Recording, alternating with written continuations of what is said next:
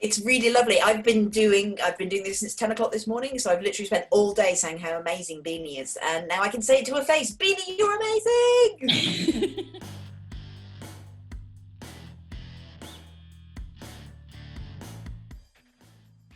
You go first, Beans. Age. No, I was going to say age before beauty, but then that would be me. So no, you. Beauty before age. Go. Um, well,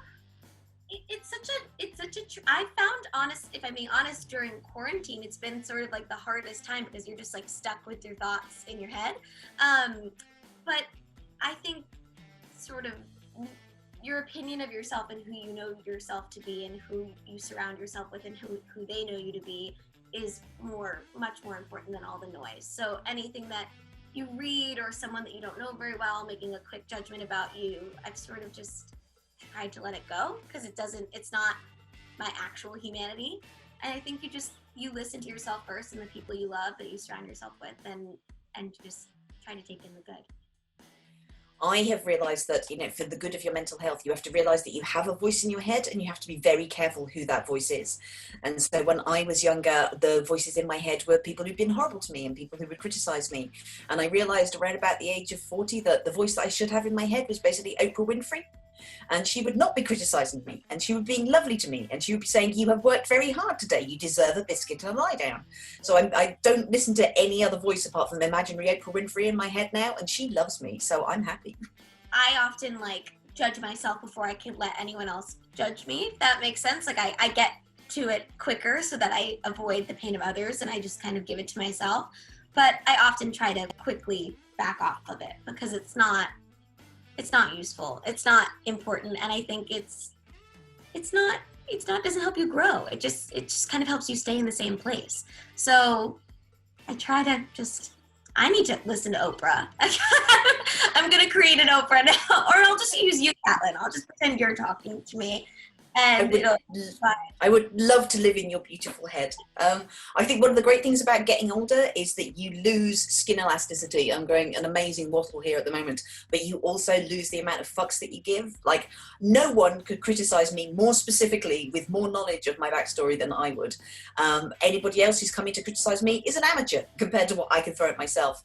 And I had this massive moment of realization when we got a dog that I would never be horrible to the dog or shout at the dog if it got something wrong. So why was I treating my dog better than I was treating myself? So sometimes if Oprah's a bit quiet, I will just pretend that I'm my own pet poodle called Colin, and I will just make sure that I'm being really nice to Colin because I know Colin's trying so hard to be good.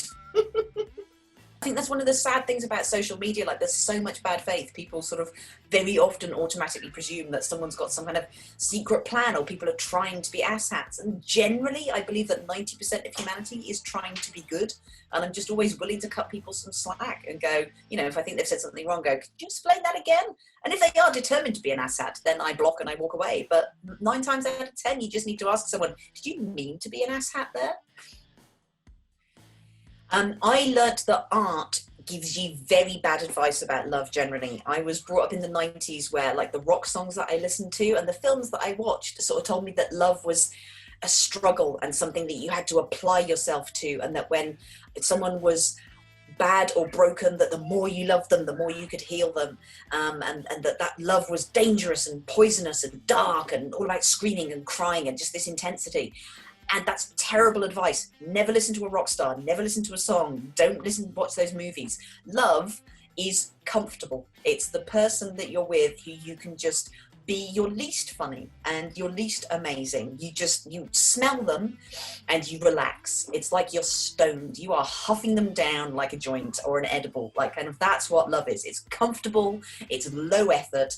That's the person you're going to spend the rest of your life with. And if you ever fall in love with a broken boy and think the better you are and the more you love him, the more holy you'll become, no, he will stay exactly the same asshat he was on the first day you met him, and you will just become lesser and lesser and more tired and scared and sad.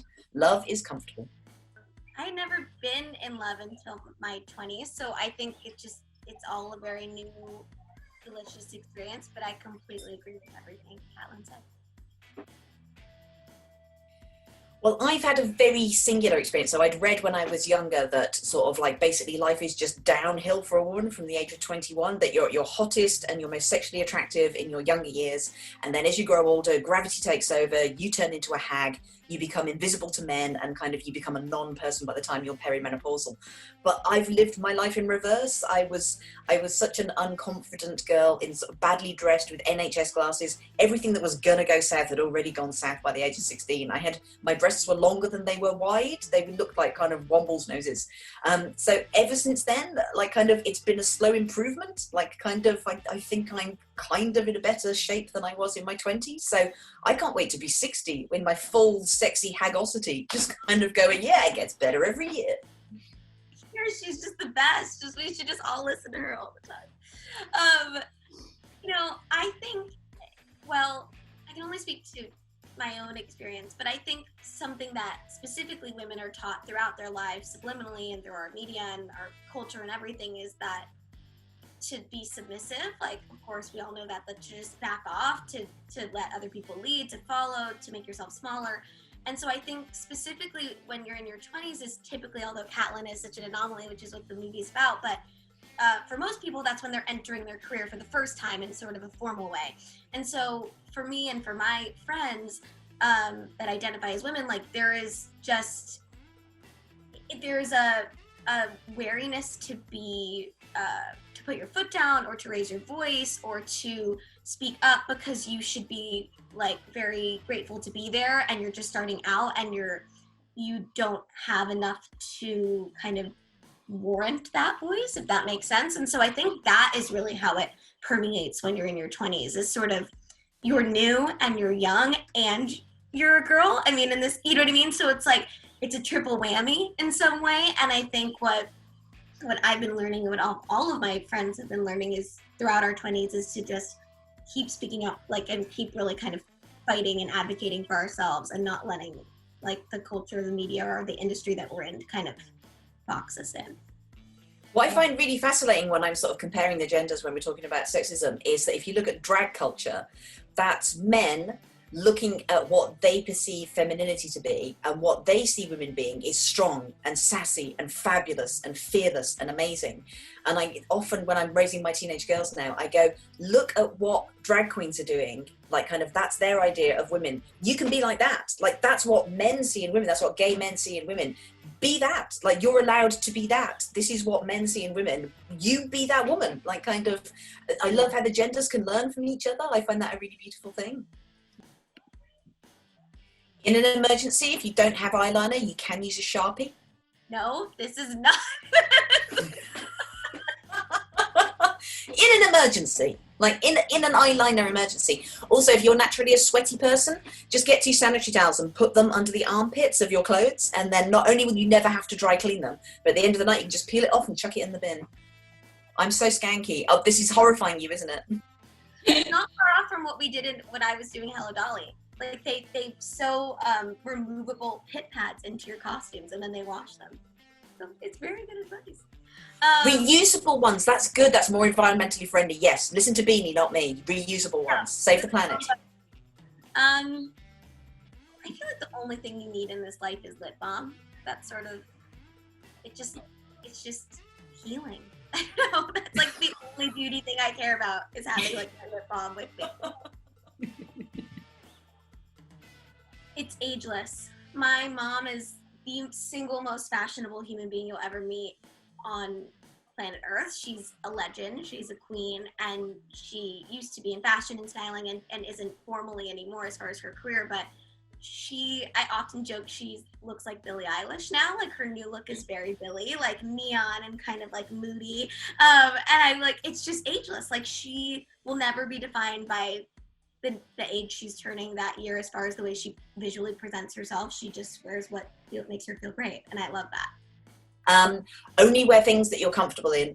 Like there's a difference between putting on an outfit and looking at yourself in the mirror at home, and you're just standing up for 30 seconds in those shoes and that really tight dress and thinking, I look amazing, and then catching yourself in the mirror 2 hours later at the party where your feet hurt so much you're hunched over and you're trying to pull the dress down because it keeps riding up. Like just wear the comfortable clothes from the first minute, and find out what your colors are really early on, and however much you love a piece of clothing, don't buy it unless it's in the colors that suit you. I would love to wear neons, but I look like a zombie in them, and the amount of like neon jackets that I've bought that I will never wear, they just don't suit me. They make me look washed out. So just find out your colors, always be comfortable. I have mine, and I feel like what Caitlyn's gonna say is gonna be way better, so I'm gonna go first, if that's okay. Mine, I'm throwing my dad under the bus so hard. My dad asked me the other day, how do you work the laundry machine? And I said, do you think I'm born understanding how to work the laundry machine? I learned. You just learn. Like, it's not like women magically understand. We're not born understanding how to do things that men don't know how to do. We just learn. You keep saying it, sister. It's true. Yes. My God. I don't think it's funny, but I saw like a New Yorker cartoon the other day that was a very similar thing of like a man turning off a vacuum and a woman just being like, oh my God. My point is very adjacent to Beanie's. Like, for instance, like in the film, we've got the scene where Beanie's doing PE and she does a sort of a tumble and her sanitary towel falls out and it's sort of exposed to everybody. And I keep trying to explain, it's the same thing. It's this presumption, like when you start your periods, when you're 11 or 12 or 13, I think there's this presumption that women are inherently noble and able to deal with it. And that's just like part of being a woman. And it's not. If you're a boy and you imagine sitting in school and suddenly gravy filling your pants, like, and the shock of that and the horror of it, and that you've got to cover it up, and then you're told that's going to happen every month and you're going to have to deal with it as a laundry issue, as a pain issue, as a physicality issue, you'd be really freaked the fuck out. We are too. We are not born being able to deal with this stuff. Like, all of it, we're not born knowing how to do this stuff. We're just dealing with this shit every fucking day, and we learn how to deal with it. And yeah, just this idea that women, you know, as Simone de Beauvoir said, you know, one isn't born a woman, one becomes one. And we are becoming a woman every day. And so much of it is messy, horrible. And we're just doing our best.